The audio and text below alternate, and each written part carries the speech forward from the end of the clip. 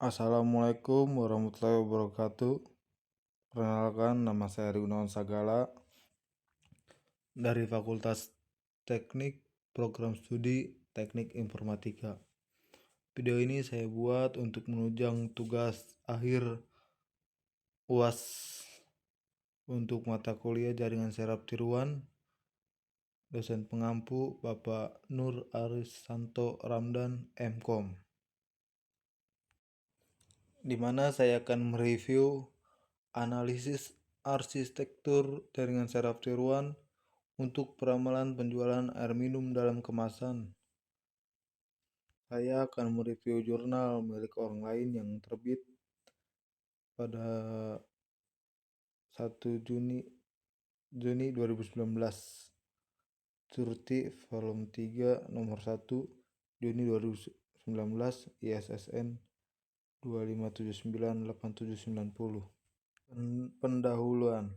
Pentingnya air dalam memenuhi kebutuhan hidup setiap individu sangat tinggi, terutama kebutuhan air bersih yang dapat dikonsumsi tentu harus melakukan tahap pengelolaan yang baik dan benar.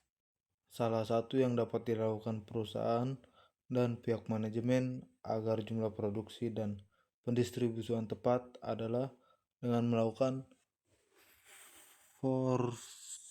forecasting sales atau peramalan penjualan. Metode JST atau jaringan saraf tiruan dengan algoritma backpropagation dalam ilmu artificial intelligence atau AI dapat diterapkan untuk meramal atau memprediksi penjualan dengan menentukan arsitektur jaringan yang tepat sehingga hasil peramalan dapat mendekati nilai aktual. Penelitian yang akan dilakukan bertujuan untuk mengetahui model arsitektur terbaik yang dapat digunakan untuk meramal penjualan produk air minum dalam kemasan dengan menggunakan metode JST backpropagation pada unit bisnis perusahaan ABC di Kota Jayapura, dan yang dijadikan sebagai data peramalan adalah data penjualan produk air minum dalam kemasan tahun 2016-2017. Metode pelatihan. Pada penelitian ini dilakukan beberapa tahap kegiatan, yaitu dimulai dari identifikasi masalah, studi literatur, proses pengolahan data, dan pengolahan data. Identifikasi masalah. Pada gambar 1 yaitu alur penelitian pada tahap identifikasi masalah, yaitu mencari dan mengidentifikasi masalah-masalah yang terjadi di sekitar lingkungan. Studi literatur.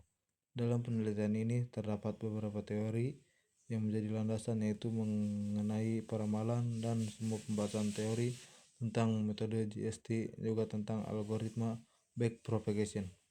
Peramalan. Metode peramalan dibagi menjadi dua, yaitu metode statistika dan metode jaringan saraf.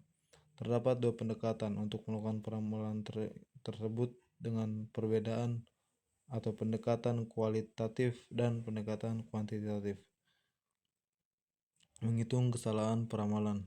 Dalam peramalan ada beberapa perhitungan yang dapat digunakan untuk menghitung kesalahan peramalan total. Jaringan saraf tiruan. JST adalah sistem komputasi di mana arsitektur dan operasi dialami dari pengetahuan sel saraf biologi dalam otak manusia. Arsitektur jaringan saraf tiruan. Dalam JST ada dua arsitektur JST, yaitu jaringan single layer dan jaringan multilayer. Jaringan single layer memiliki satu lapisan bobot koneksi terdiri dari unit-unit input yang menerima sinyal dari luar dan unit-unit output di mana dapat membaca. Algoritma backpropagation. Algoritma JST yang digunakan dalam penelitian ini yaitu backpropagation. Algoritma backpropagation merupakan algoritma pembelajaran yang terawasi supervised learning dan digunakan oleh perseptron untuk mengubah bobot yang terhubung dengan neuron-neuron. Berikut adalah data yang saya dapat dari jurnal tersebut dengan keterangan X1 sampai dengan X12 sebagai input, target sebagai target. Demo. Baik, setelah akan kita demonstrasikan menggunakan MATLAB. Langkah pertama yang kita lakukan adalah membuka MATLAB.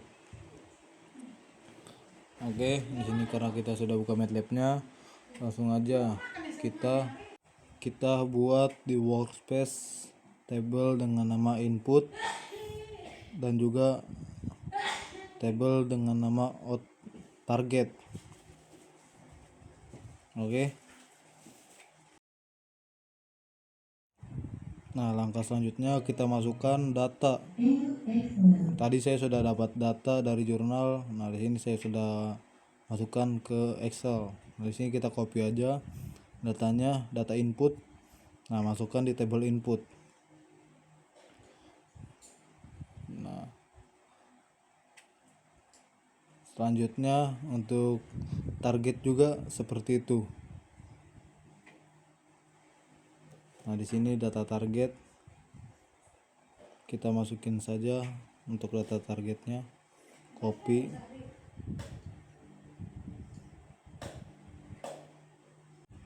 Langkah selanjutnya masuk aja ke command Windows dan kita masukkan command NN tool lalu enter. Nah, langsung masuk ke tampilan neural network data manager NN tools. Selanjutnya kita impor. Di sini ada select variable, masuk klik input. Nah, di sini import as input data. Oke. Lanjut target, import as target data, import. Oke. Langsung aja kita close. Nah, di sini langsung muncul di input data, muncul input, di target data muncul target. Selanjutnya ke new, create network or data. Nah, di sini kita masukin aja namanya, buat AMDK. Untuk network TP-nya kita sesuaikan dengan jurnal ya. Karena di jurnal menggunakan algoritma backpropagation, jadi di network TP kita buat feed forward backprop.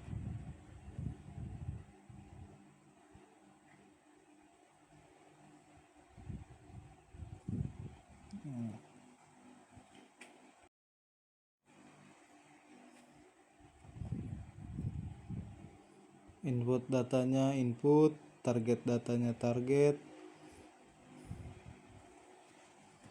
train LMM, learn GDM, MSE, number of neuronnya 10 dan transfer functionnya logseq. Coba kita tampilkan view-nya. Di sini inputnya ada 12 data, hidden layernya tadi 10, output layernya nanti 1 dan targetnya 1, output target 1.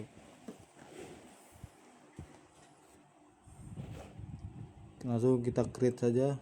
Oke. Close. Nah, di sini muncul network dengan nama data tadi AMDK yang kita buat. Nah, di sini ada input, hidden layer, output layer dan juga output. Lanjut ke train. Di sini kita ubah input dan juga targetnya, simulasinya juga input. Nah, di sini supply targetnya kita checklist, target, adaptationnya input dan juga target. Nah, lanjut ke train, masuk ke train parameter. Dan sini kita akan coba menggunakan epoch 1000 dan juga max filenya 6.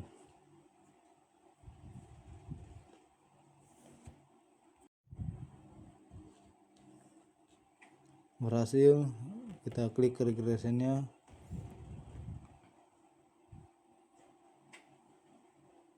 Ya, masih jauh sekali dari target. Training, validationnya, tesnya dan juga awalnya masih jauh dari target. karena masih jauh dari target. Di sini kita coba epochnya 3000 dan max failnya 2000.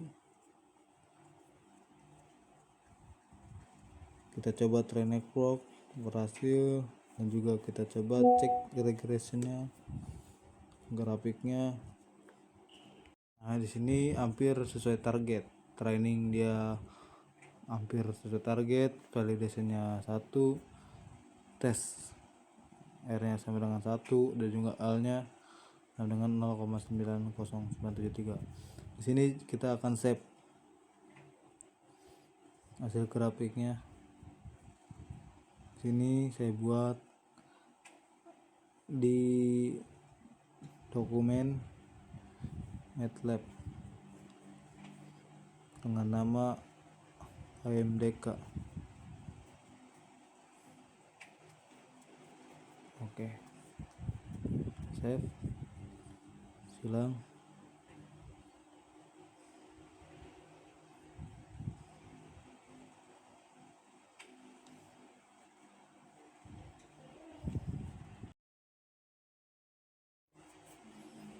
Di sini output data sudah keluar, error data juga sudah keluar. Di sini bisa kita lihat output datanya, hasilnya. Oke. Nah, ini kita copy aja. Nah, kita masukkan ke Excel untuk perbandingan targetnya. Nah, seperti ini. Di sini akan kita coba rapikan.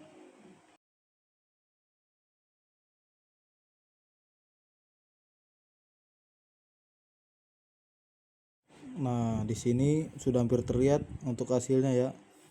Hampir sama dengan 1. Nah, di sini untuk error datanya juga kelihatan. Dia hasilnya tuh minus 0,000. Minim sekali untuk minusnya. Oke.